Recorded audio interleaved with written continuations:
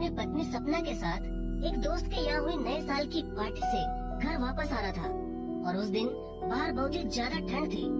दोनों पति पत्नी कार से घर वापस ही जा रहे थे, तभी अचानक उन्होंने देखा कि सड़क के किनारे पेड़ के नीचे पतली पुरानी फटी हुई चादर में लिपटा एक बूढ़ा भिखारी ठंड से बहुत ही ज्यादा कांप रहा था।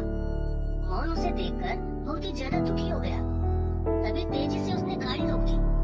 पत्नी सपना ने मोहन को हैरानी से देखते हुए पूछा कि क्या हुआ, गाड़ी क्यों रोक दी आपने? मोहन सपना को खिड़की से बाहर दिखाते हुए बोला कि देखो वह बूढ़ा आदमी ठंड से कितना कांप रहा है। सपना बोली, तो इस बूढ़े भिखारी को मुझे दिखाने के लिए आपने गाड़ी रोक दी? मोहन बोला, अरे यार, गाड़ी में जो कंबल है वो हम इसे दे देते हैं, बेचारा बहुत ही मजबूर दिख रहा है। तभी सपना ऐंठती हुई बोली, मोहन इतना महंगा कंबल आप इसे देंगे? अरे जो कंबल आप इसे दे भी दोगे तो भी ये उसे ओढ़ेगा नहीं, बल्कि उसे बेच देगा। ये लोग ऐसे ही होते हैं, इन्हें कितना भी दे दो उतना ही कम है। तभी सपना की बात पर ज्यादा ध्यान न देते हुए मोहन गाड़ी से बाहर उतरा और कंबल निकालकर उस बुजुर्ग को दे दिया। ये सब देखकर सपना ने मोहन से मुंह बना लिया और वह उससे गुस्सा हो गई। तभी अगले दिन नए साल वाले दिन यानी 1 जनवरी को भी बड़े गजब की ठंड थी।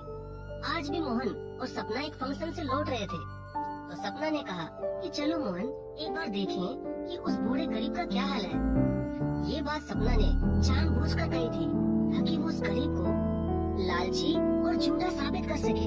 तभी मोहन ने उसी बुजुर्ग की तरफ गाड़ी घुमा दी, लेकिन उसने जब गाड़ी रोकी तो देखा कि वो बूढ़ा भिखारी वही था, मगर उसके पास उसका दिया हुआ कंबल नहीं था। वह तो वही फटी पुरानी चादर ओढ़कर बैठा था। तभी सपना ने अपनी आंखें बड़ी करते हुए कहा कि देखा, मैंने कहा था न कि वो महंगा कंबल उसे मत दो, इसने जरूर उसे बेचकर शराब पी ली होगी। तभी दोनों कार से उतरकर उस बूढ़े गरीब के पास गए और सपना उस बुजुर्ग पर चिल्लाते हुए बोली, क्यों बाबा, रात वाला कंबल कहाँ है? उसे बेचकर नशे वाला सामान ले आए क्या? बुजुर्ग आदमी ने कुछ नहीं बोला, लेकिन सपना उस पर हंस हंस कर ये बोल रही थी कि बता तो दो बाबा, कंबल बेचकर कौन सी ब्रांड की शराब पी आपने?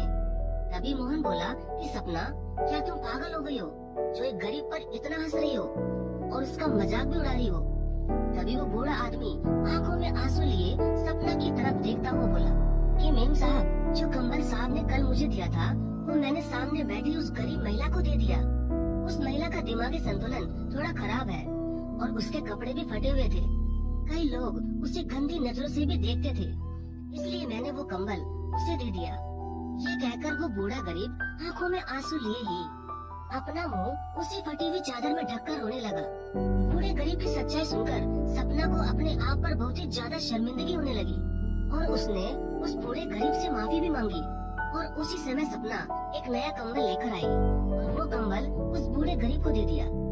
गाड़ी में बैठते ही सपना ने मोहन से भी माफी मांगी और उसने ये भी कहा कि बिना सोचे समझे ही मैं गरीबों का मजाक आज के बाद कभी भी नहीं उड़ाऊंगी और अब से हम हर त्योहार पर किसी न किसी गरीब को कुछ न कुछ जरूर देंगे। ये सब सुनकर मोहन भी बहुत ही खुश हो गया और फिर वो दोनों खुशी खुशी अपने घर चले गए।